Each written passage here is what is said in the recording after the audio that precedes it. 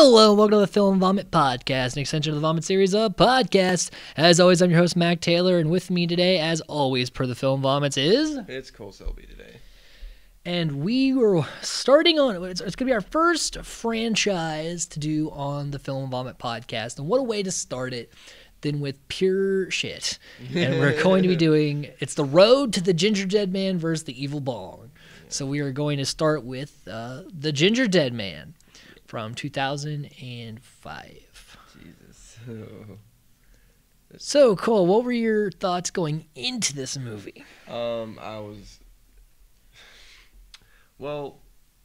glad that it was short. That was a big thing going in my mind because I already kind of knew it was going to be bad. But I was hoping I would at least, I would enjoy myself a bit more. I thought I was going to enjoy myself a bit more instead of rubbing my head out of frustration as I did for the majority. Yeah, because as Cole said before I decided to do this, he's like, "Yeah, we've done some fairly okay movies on the podcast," and I was like, "Challenge accepted." So we're here doing this. This is a film I watched for the first time I was in high school. Because that was around the time Mill Creek just started putting a bunch of random low-budget movies at Walmart, and so this is one of the things I bought. God. It's pretty terrible, Yeah. And we're going to talk about why. So we open. This movie just starts. Yeah. There's no real build. Opening scenes, I know are it's usually but we didn't get a conversation. We didn't get any information. We open up to Cadillac Jack's, which is a diner. Mm-hmm. And Gary Busey is in the middle of robbing it. Yeah, it opens up to someone just getting blown away, shot. Which is the main character's dad. He just randomly decides, I'm just going to shout and approach him with no weapons. He's turned around. You could have snuck up on him. You could have armed yourself, but you just kind of came at him. Yeah, I know you're mad because that person was shot, and you're like, oh, I'm gonna save my family, but you don't walk slowly while also yelling, yelling that you're going to save your family by taking down this man that is trying to kill us. While I slowly get closer to him while he has a gun and I have nothing. Yeah, it was just a very stupid idea. And then Gary Busey calls up her brother and He says, I smell something in the air. Smells feminine. Some weird, Gary Busey stuff. Some Gary Busey shit. Gary Busey's really the only saving grace for this film. Is anything with him in it is entertaining. But, so he calls the brother up and he's like, put the gun down. He's like, I don't like your tone. He's like, put the gun down. Oh, no, you're just sounding like a sissy. Put the gun down. You bossing me around? Put the gun down. You sound like my high school principal. It's this goes on for 2 minutes of him just saying the same line and Gary Busey just having a random. I don't think Gary Busey had a script, and if he did, he didn't read it. I think he just came in and was like, "Yeah, I'm just gonna do this today," and great because it's some of the more memorable parts of the movie, but it's just so fucking weird. Yeah. And then he puts the gun on the table. He's like, "How about it?" And then the guy reaches for it, and he stabs him. Oh, a bunch of times. Yeah, and then, he's going all Gary Busey, and then he's like, here, kitty. Yeah, here, kitty. Kitty. Shit was fucking weird. Ooh, kitty. Ooh, kitty. So fun. And again, I don't think that was scripted. Ooh, kitty. I think Gary Busey's mind is a fabulous thing. But if really he is gold in this opening, why not just? Do you need the killer cookie concept? Can you just have Gary Busey? Well, at first I thought that's what we were gonna get. I actually did kind of think that Gary Busey was gonna be a bit more physically in it. Yeah, like that how he was in the beginning of the movie instead of it just being focused primarily on the gingerbread form, his final form, on his almost final form. And also the quality. This movie, Full Moon Productions has been around since the 80s. But this was around the time, I guess, they were trying to switch to digital because digital is cheaper and a lot simpler. But this is low grade camcorder kind of footage. Like this is not like this doesn't look like a company made a movie, even though it is a company's movie. It doesn't look like it. It's very like it's especially because like we were watching this on Tubi, which runs ads, and so like, every time the ads would pop up, they would pop up in like HD, very clear, and then back to this like grainy, shitty movie. Like, you would almost believe that they do that as a stylistic choice, but I think it's just because they didn't have any other option, because they were broke. Well, Full Moon Pictures, which is Charles Band, that's his company, is like a Roger Corman kind of thing, where he just shoots like a ridiculous amount of movies with like no money. But this is like, some of his earlier work looks like a movie. Like Trancers looks like a film. This looks like a student project. Yeah. And it's very hard to watch. Almost like something we made. Well, yeah, but like this movie is 70 minutes, and it feels so much longer. Yeah. Like it really drags out that fucking 70 minutes. So that's it's never a good sign when your movie is already like well under feature runtime. And I'm like, wow, this is taking forever. It's almost like the entirety of the movie just takes place in, the bakery. Yeah. But there's not a lot of, which we'll talk about, but there's not a lot of action flow. Things take forever to happen, and then when they do, we get another lull, and it's like... Things just really aren't connected very well. No. Things don't make sense, and there's a lot of nitpick. There's a lot of pick things. So he's like taunting this chick, and then he's like, I won't kill you. And he's like, no, mother, I gotta finish. And he's like arguing with him, and then he shoots, and he doesn't. He's like right in front of her, and he shoots the gun, but doesn't kill her, and then we just cut out. He runs off. I think he hears signs like, oh shit. Yeah, because you hear sirens in the distance, and then we get a long title sequence, which some movies do have like longer title sequences, but in a movie that is 70 minutes. Like, I think 8 to 10 of the minutes are just because there's the end one too. So I think like this movie would be under an hour if you take out the credit sequences. It's almost like 10% of this movie is literally just the opening credits, and that's a big chunk of a short movie. Yeah, and that's probably why it felt so slow too, because it took forever to get back to the fucking movie. And at the very end of the credit sequence, it just stuck on this one dude's name for like a solid 5-6 seconds. Yep. And it was very uncomfortable, and then it just goes in. And then we just cut back. So this is some couple years later, because it's kind of breezed over. But like, you couldn't have put a title card up and said like 2 years later. No, that would have been tacky. that would have made sense. That would have let the audience know what was happening. And like we don't. Apparently Gary Busey edited this movie too, because it's also just all over the place. So we cut back to Sarah, the girl who survived the diner shooting. Yeah. At Belly's Bakery, is that what it's called? I couldn't quite read the cursive. It could be like Bell's Bakery. Might have been Bell's. Something like that. It also looks like such a cheaply made sign. Yeah, it doesn't fit the rest of the complex. And from the street view. Every scene with the street view, it doesn't match the diner that we see the inside of. Yeah, the layout doesn't make sense. It's so bad. Very bad. And I have more to talk about how the diner's laid out later. It bugs the crap out of me. So Sarah, I guess, is now tasked with running her family, which we didn't know shit about Sarah. Yeah. And in the opening scene, we couldn't have had like her dad, and her brother talking, and like being like like the stuff that she just says later. Mm-hmm. We could have had them having a conversation with like her brother being all charming and her dad being like, this family has built this business, and we're like, we couldn't have had some sort of because in the film industry they always say show don't tell. Yeah. This movie is all tell, no show. And you're completely confused at the very beginning. Yes. I didn't know that she was connected to the person in the beginning at all for the longest time. I think she's wearing the exact same shirt. Until the very end. That's when I found out. Wow. Okay. And yeah, I didn't know that she was supposed to run it. I thought she was just some fucking employee.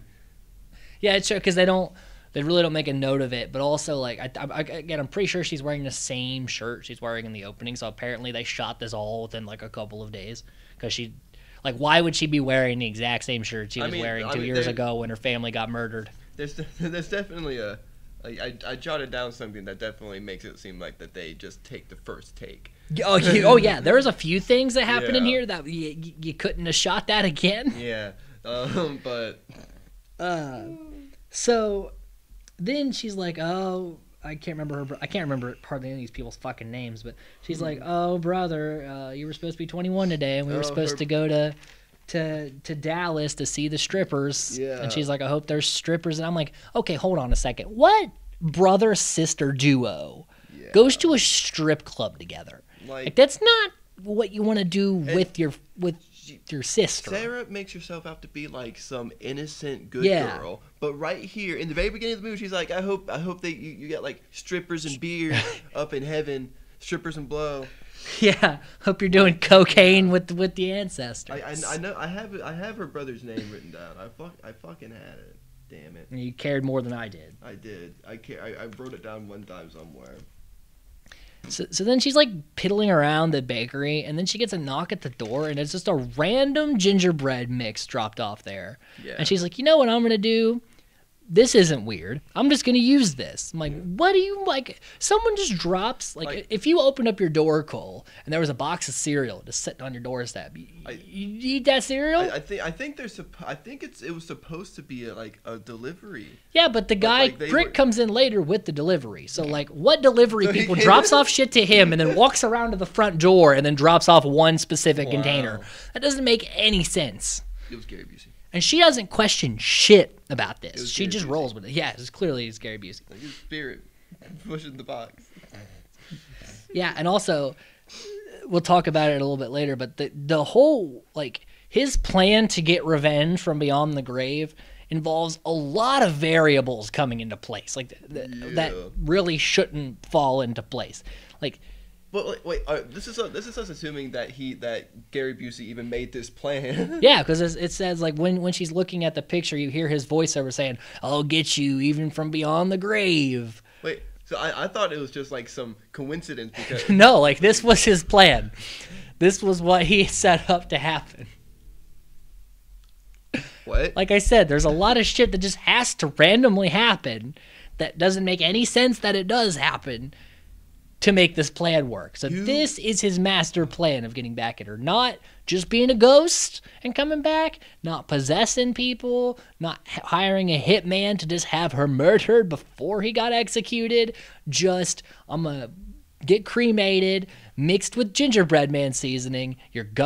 Someone's going to cut their hand, bleed in the mix, and then you're going to make that mix, and then a short circuit's going to happen on the thing, and that's going to bring me to life. What the fuck? Why does he have like this bit much of a grudge against her anyway? Just because she testified against him. That's what. Because the paper clippings one says like Sarah whatever testifies against Millard Findlemeyer. Findlemeyer's spree ended. He's executed.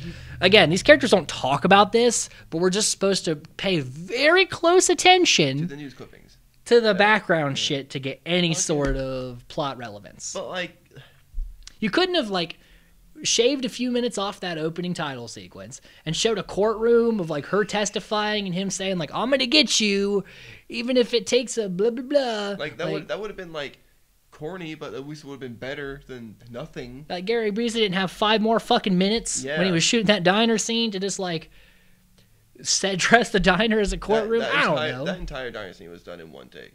Yeah, I had to do it. 100%. And they're just like, yeah, great, Gary, that's fine. We're just keep moving. It's like, that is $25,000 Gary. Yeah, it's $25,000 paycheck he got off this movie, which, you know, more power to him. Yeah. Let's see here. So then we get introduced to Brick, who is an aspiring pro wrestler named the Butcher Baker. Yeah. And he's kind of flirting with Sarah. I never really got the full dynamic here. It really, to me, it just felt like he was just trying to be like her friend at first. I didn't feel any flirtatious things until he like brought up. And he's like using a box cutter, but like talking without looking at the box cutter, and he cuts his hand or his arm or whatever, and decides like, you know what? Let's just dress this wound right over the gingerbread seasoning. Yeah, and then and don't get any sort of help at all. He's trying to look tough. Yeah, but like, you couldn't have moved away from the food product. Yeah, like I don't see how they missed that.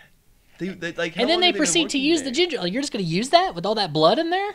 Like, I've worked in food for a long time, and if I ever cut my hand, the first thing I do is check. Go to a sink. There are sinks. Yeah. They're in a kitchen area. Yeah, you clean your wound. Yeah, up, he doesn't clean the wound at all. Then you clean everything around it. Yeah, and then if you got blood in the gingerbread seasoning, you throw it away. It's all fucked now.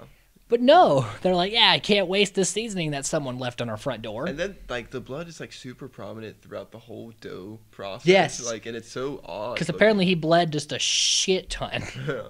And I don't see how they didn't notice that. It's obvious red streaks. Because, it's like, oh, it must be some special seasoning. Yeah, those close-ups of the dough is really odd. Yeah, so... It's really gross.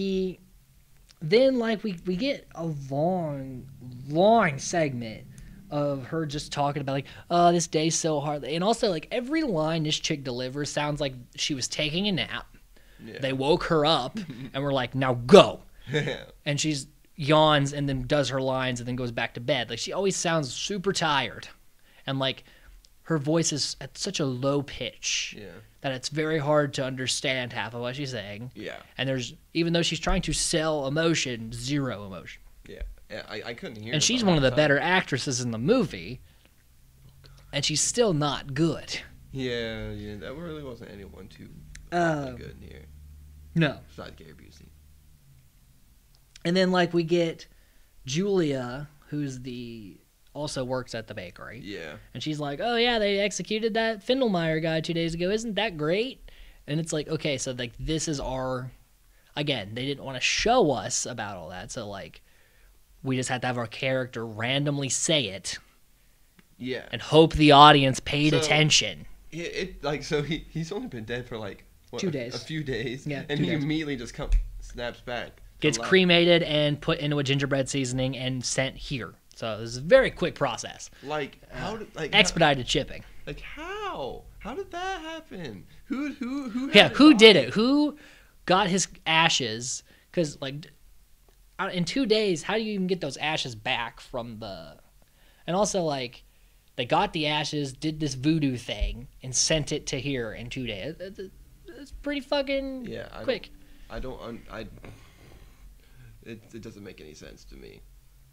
Like, I don't understand.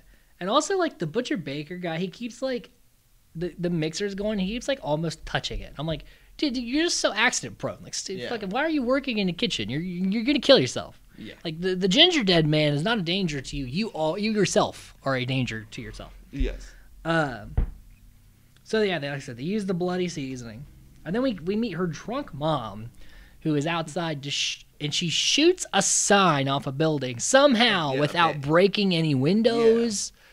Alerting the authorities. She's just shooting the banner off the building with a shotgun. Yeah. And it just knocks the little strings. That's all it does. And I'm like, that's not how guns work. Yeah, that was a rough time.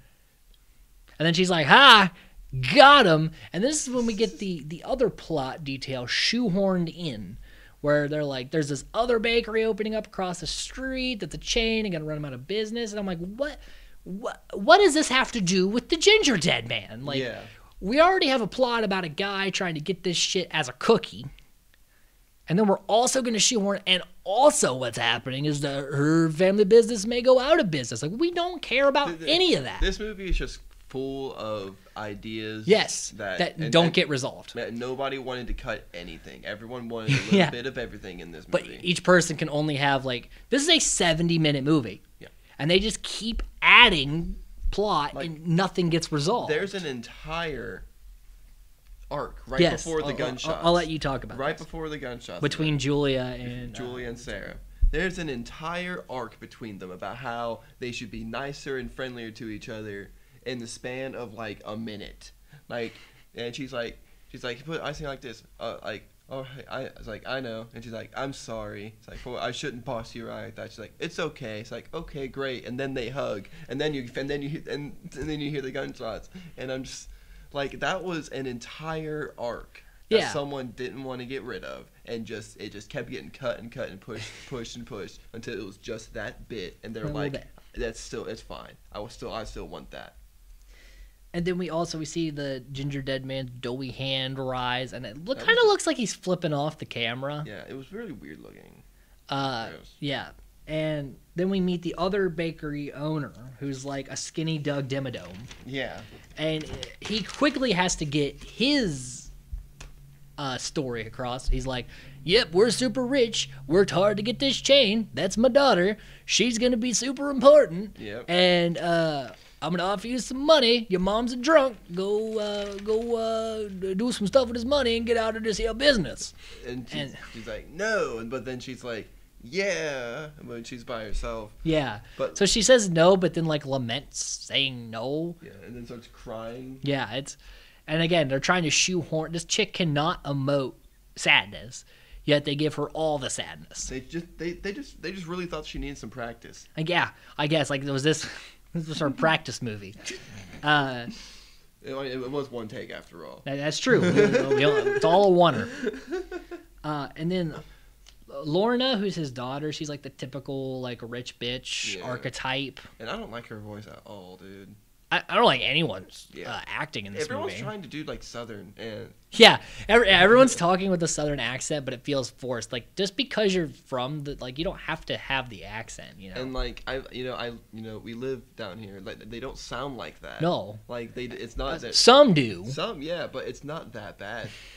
And it's like, not that obnoxious. This movie doesn't take place in Louisiana. Yeah. You know what I mean? Like, you really don't have to try to sell it. Yeah. Like, they're working in a bakery in the town. Like, it's not... And Brick's accent just keeps falling in and out. Because he's doing the wrestling imitation. Yeah. So, but everyone's accents falls in and out. Yeah, everyone's does. Like, it's when they have, like a lot of emotional dialogue, they work it in. But when then shit goes sideways, it's gone. Yeah, when Rich Bitch's boyfriend, Amos. I thought he was like... I don't know, like fucking, like English or Irish or something. Yeah, like he's doing 7 accents in this movie. I was very confused. This was his practice accent. Like he had a big performance coming up and was just trying to see how many he can shoe in and practice for. So yeah, it's like we said, too much going on in this movie. Way too much going on in this movie. So. Then she goes she lets Britt go early to go to this wrestling show, and he's gone until the very end of the movie because it's almost like they're like, oh yeah, we could work this guy, and we got another day with him on set. So she makes one of the biggest gingerbread men I've seen in my entire life. She wastes so much dough. Yeah, that's true. So much dough. And she just puts the one big ass cookie in the oven. Yeah, and she which is a huge, bakery oven. Yeah. You're supposed to have like 7 or 8 things going in there at one time. And she puts the gumdrops in the raw dough and then cooks it. So you're gonna cook the gumdrops and the chocolate bits. And it's gonna be fine when it comes out apparently, because that's how gingerbread cookies work. She might as well put the icing on it too, and then throw that in the oven. Yeah. It would have caught on fire anyway. But we see the whole process. We see her knead the dough, cut the cookie, put all the shit on, put it in the oven. Needlessly long. There's like 4 minutes. I'm like, God damn. Like, instead of just padding this movie out with random shit, can't we just have like a coherent play? This could be a 90-minute movie. Yes, this could be a shitty movie, but it could be 90 minutes and have a somewhat relevant plot. Yeah. But it doesn't. They're just like, a little bit. It's almost like 45 people each got to write their own version of that movie, and they took little inserts from each one and just threw it into one script and, got it out there. Either that or they were writing this all on the fly, like there was no script, and they were just like, let's do this today, and then they didn't pay attention to the scenes they had shot previously. Yeah. What they have is that they just have a top hat where everyone just pitches in a little idea. They pull out, it's like, oh, this is what we're going to do today. And there's a bakery that is going to run them out of business. Okay, cool. Let's put that in there. And extended cookie. A guy who may be Irish, British, Southern, or Japanese. Okay, cool. We're going to throw that in there. And let's see what we're going to get next. Complete garbage. Again, high school us could have written a better movie than the movie in which this is. Which is saying a lot, because we were complete shit about writing back then. Yeah.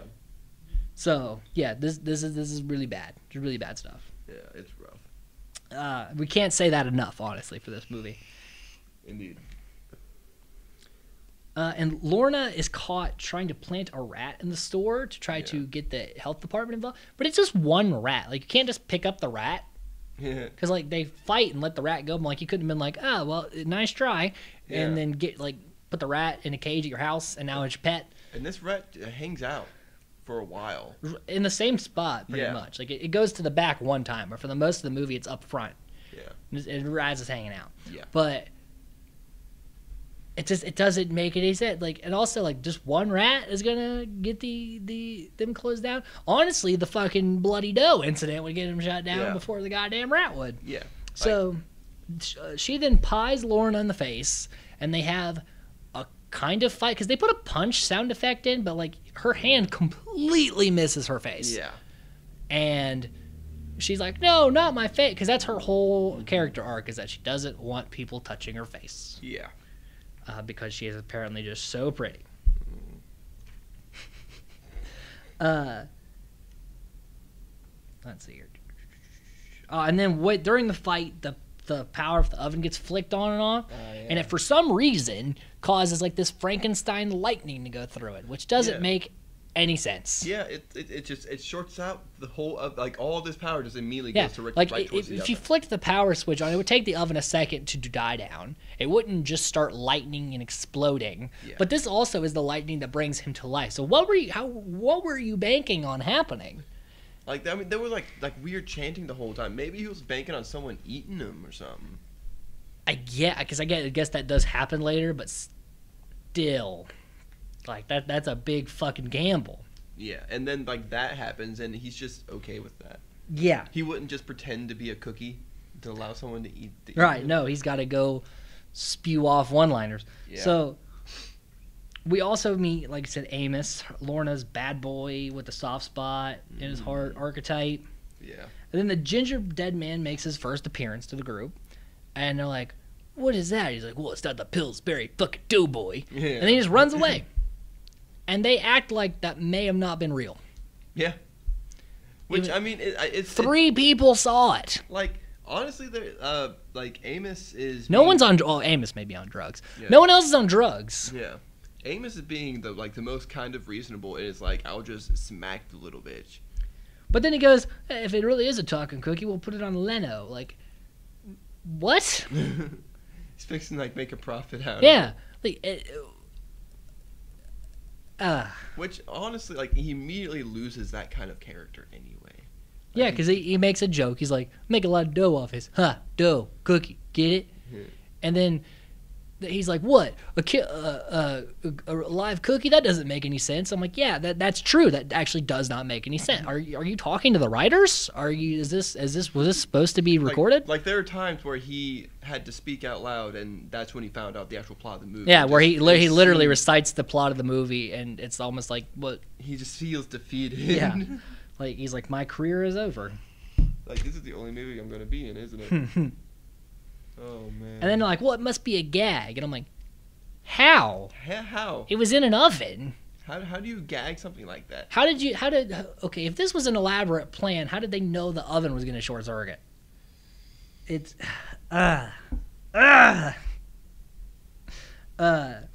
so then, for no fucking reason, she starts talking about this weed. She's like, Lorna's like, well, I was once playing with the Ouija board with my friends, and it spelled out that there was this girl had been murdered and her body parts mailed to her relatives, and then we saw it on the news later. And he's like, a Ouija board wrote all that? And I was like, one, yes, that's a relevant plot, but that was the only thing in this whole movie that made me laugh. That the only thing.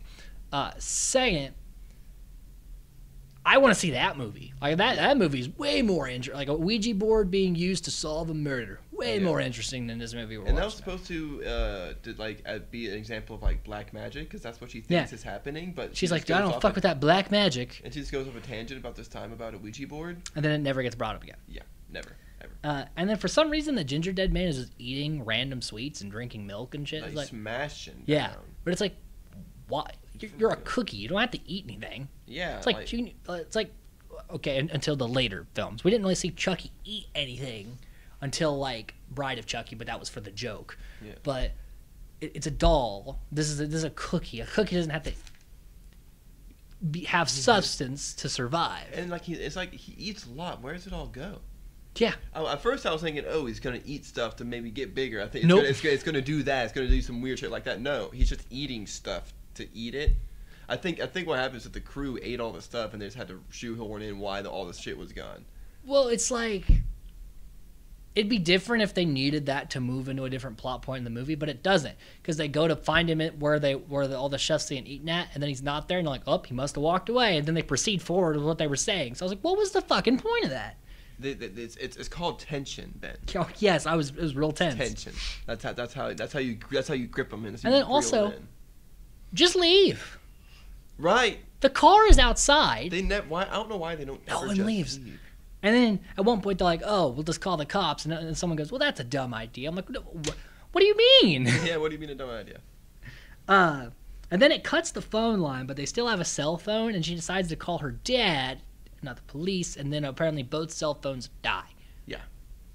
Which is very lazy writing.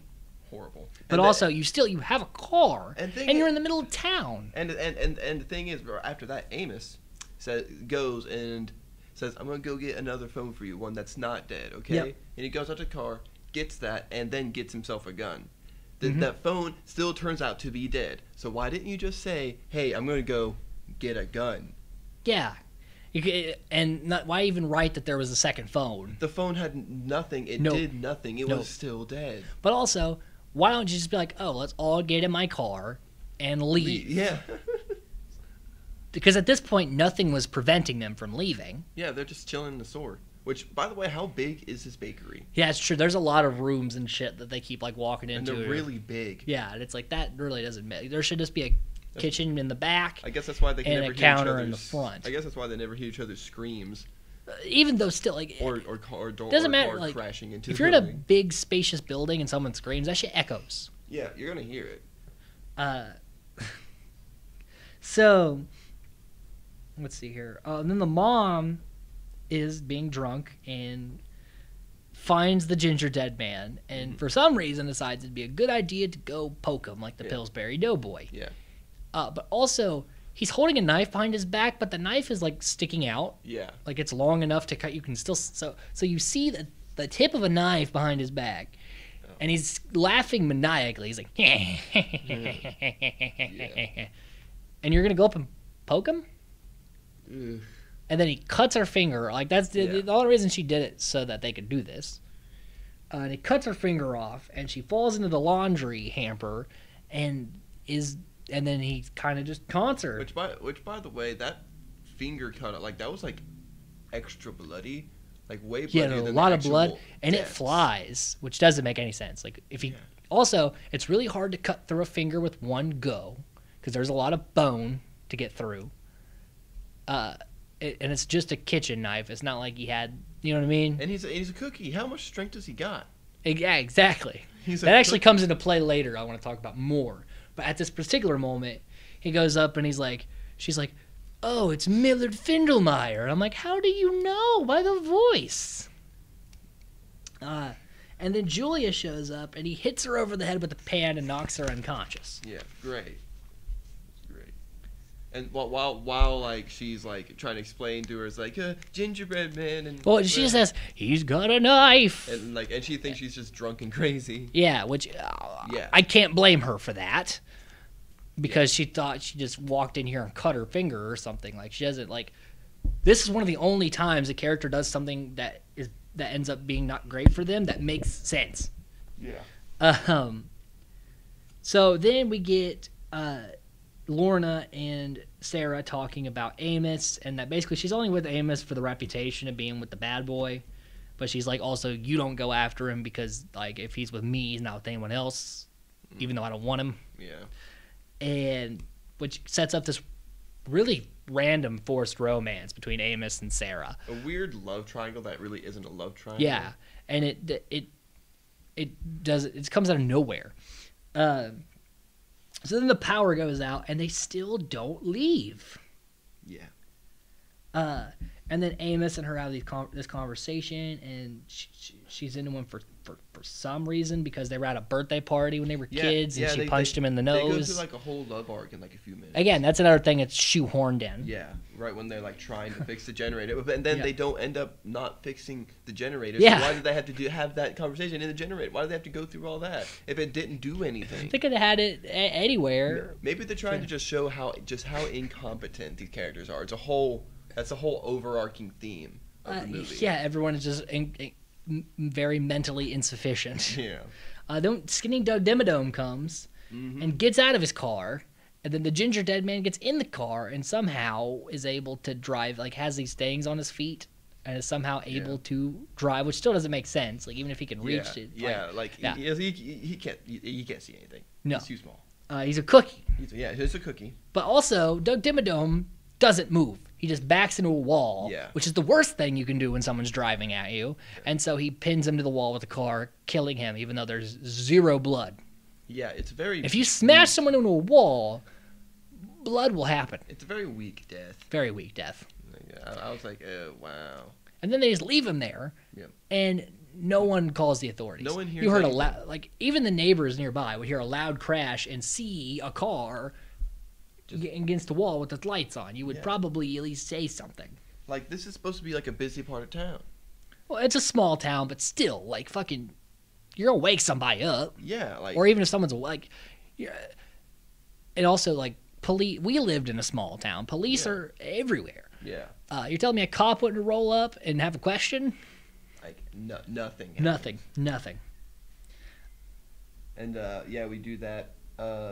This is when we get Sarah and bitch lady yelling at each other, and then Lorna. Yeah, then Amos finds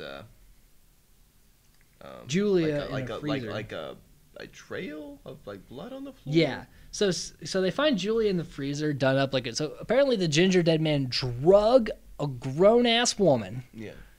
Who was, knocked unconscious from the little hamper all the way into a freezer. There's no way you And got then- the and then- strength and then to drag a covered body. and then covered her entire body in frosting. And still made it outside to kill Skinny Doug Dimmadome. Yeah. And put in the time to put cherries on her nipples. Yes. And then they don't even clean her off. They just throw a blanket on her. Yeah. And then when I love this is a line that I love when Sarah and Amos are talking, and she looks at him, it's like, I think I know who it is. Yeah. And she also just assumes it's Millard Findelmeyer. I think I know who. Like whom it could be. It just sounds like she just fucked up, and they're like, it's fine. It's fine. Leave it in. We have a couple seconds to spare. Yeah, we're good. God. Even though we're shooting on, like, it'd be different if this film was shot on actual film. Yeah. Because then, like, maybe they did have to do not do a retake because the film cost money. You can't just fucking delete the footage and clear the SD card and put it back in. Like, come on, go fuck yourself. Like, no, they can't do that. They can't do that. So, yeah, she just in most horror movies, people just for some reason just don't believe. You know what I mean? Like all this evidence comes through and they're still like, nope, can't be that reason. But she's just like, oh, it's a killer cookie. It must be that guy who murdered my family. Like, you're not even going to question that? You're not even going to even be like, well, this sounds crazy. But no, it's just like, oh, I definitely know what's going on here. You see what this is? This is a really, really bad fan fiction of Gary Busey. Yes. That's how everyone knows everything. Right off the get-go. Because they're all Gary Busey. They're all Gary Busey. Like this is the mind of Gary Busey. This is Gary Busey's one-man play. Documentary. God. And then Lorna finds her dead dad and runs through 17 emotions in like a minute and 42 seconds. She's like, Dad? Like, Dad? And she's never convincing at all. No. And she gets over it quick. Aw, I love you, Dad. And then just leaves. And I'm like, okay. Like, that happened. Yeah, she got over. Yeah, she deals with loss very well. Yeah. Yeah, she's quite okay. But then they also work in that Sarah's like, well, I've been taking night classes to try to be a nurse. And he's like, you can be anything you want to be. And it's like, why is this another plot point? Yeah, why does she have to be a nurse? Get back to the killer cookie. Please. Jesus. Like, this is really, that's the only saving grace of this movie. Yes, in a movie called the Gingerdead Man movie, which is only 70 minutes, not a whole lot of Gingerdead Man. No, not a whole lot of Gary Busey. Not nearly as much Gary Busey as I thought. We always need more Gary Busey. It's a rough time. However, speaking of Gary Busey, it cuts to, this is how I know that he didn't have a script, because there's no way this was written in the movie. So the rat is in the up front. Oh yeah. And he's just like, hey, rat, come here, rat. Hey, fuck off, you. You want a piece of me? I'm gonna kick your little rat ass. And then it just cuts away. What the fuck was that about?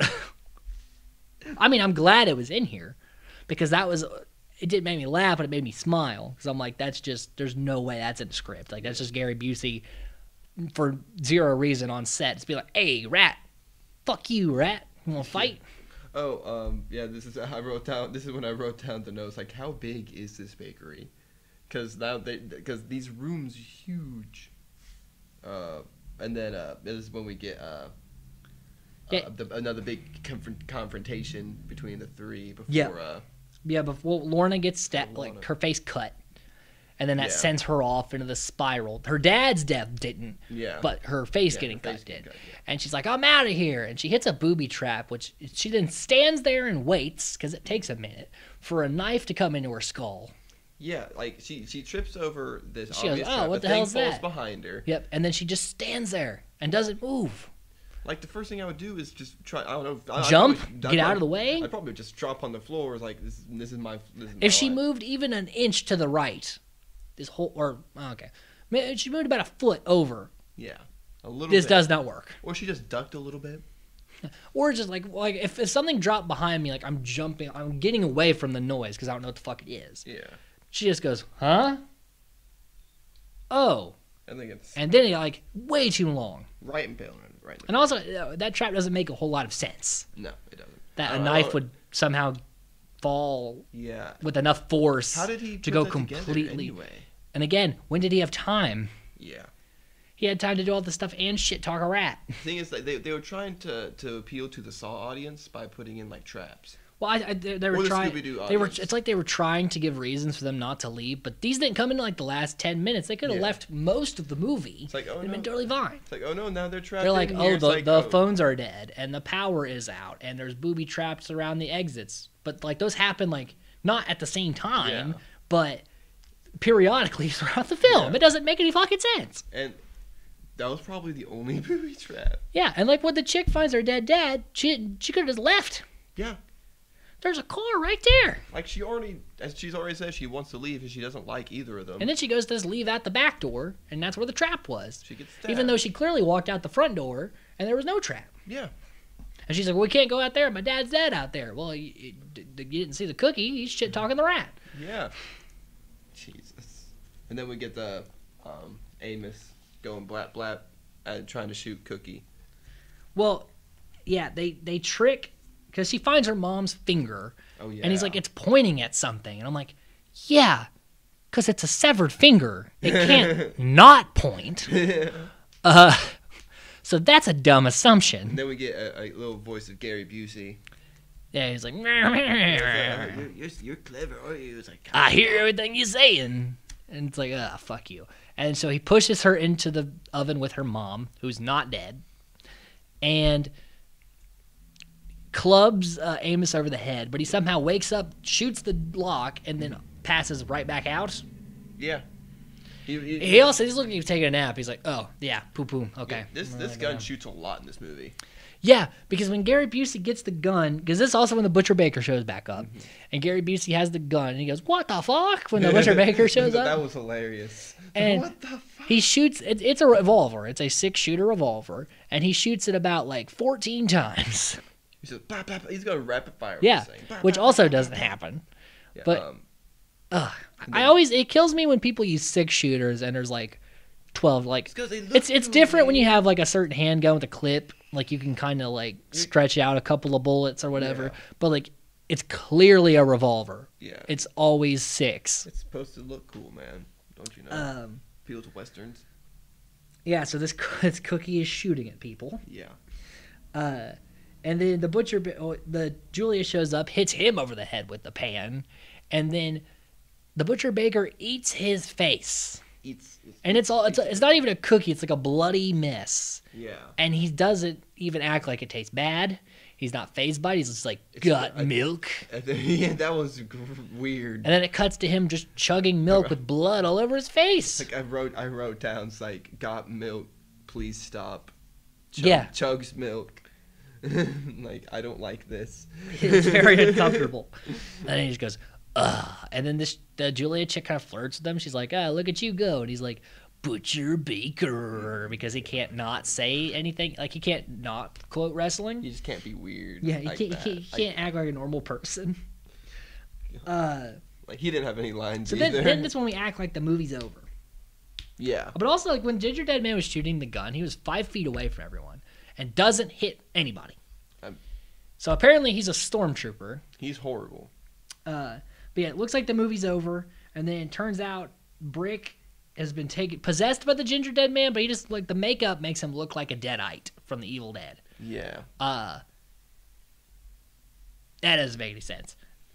I mean, I didn't expect it to. I mean, it's like the second best practical effect in the movie. Yeah, the makeup's not bad. I honestly would just prefer Gary Busey in that makeup, like an undead Gary Busey. And I'm trying to figure out whether or not the person who was playing Brick was trying his best to act like Gary Busey, because it was definitely not something Gary Busey would have said. I feel like it wasn't. Well, it was Gary Busey's voice, dubbed over him.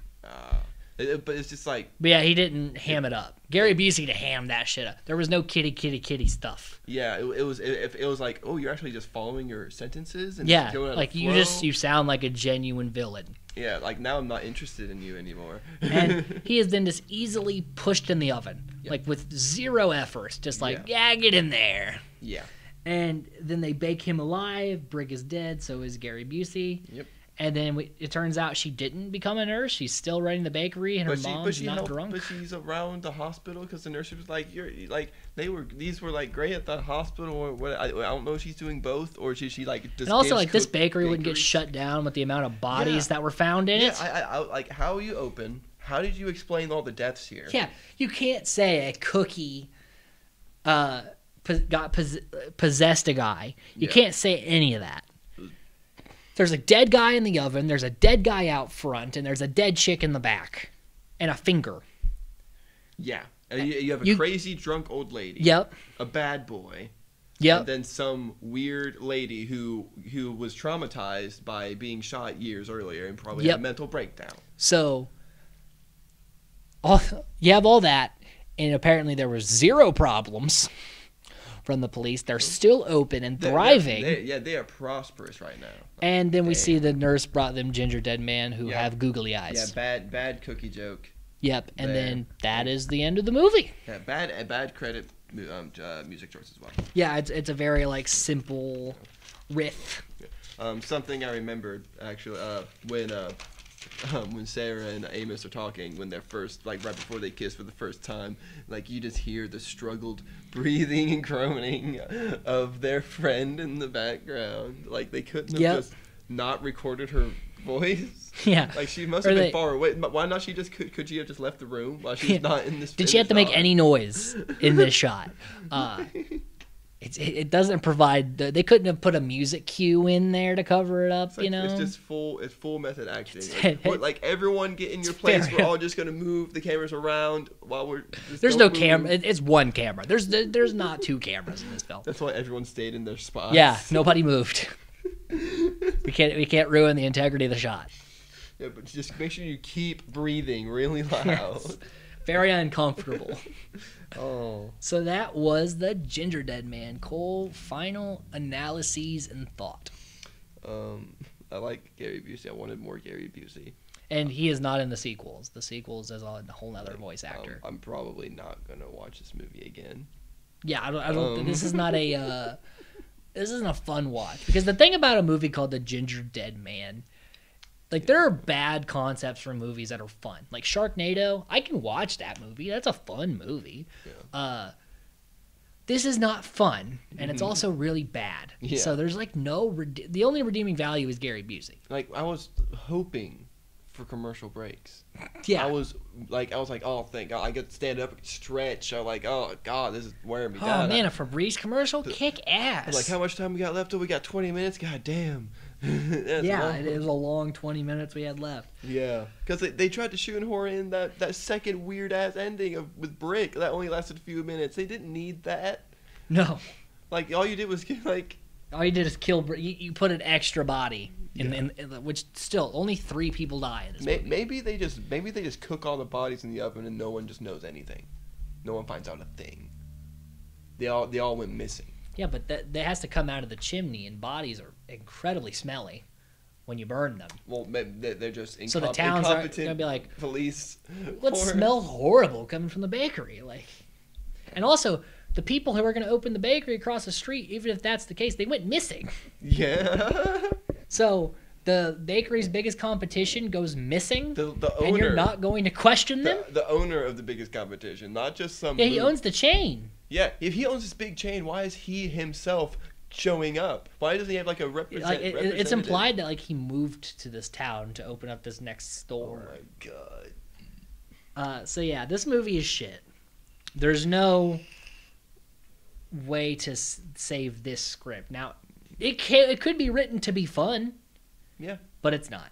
This movie's pretty terrible, and also, guys, don't forget to like, subscribe, hit the bell notification. There's a lot better movies we talk about if you want to see that, but also if you want to see us really hate our lives more, next week we will be discussing the Evil Bong on our road to Evil Bong versus the Gingerdead Man. Until next time, stay safe and stay nerdy.